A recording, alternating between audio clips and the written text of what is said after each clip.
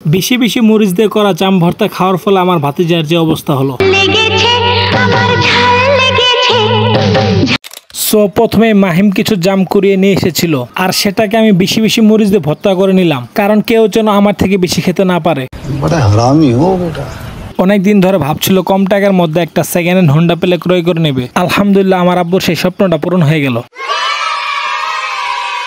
আর এদিকে আব্বা আমাকে বললো কয়েক কেজি চাউল নিয়ে তুমি তোমার বড় আফার বাসায় পৌঁছে দিয়ে আসো। সো আমি আর আমার ভাগিনা সিয়া মিলে তাদের বাসায় চাউলগুলো পৌঁছে দিয়ে আসলাম।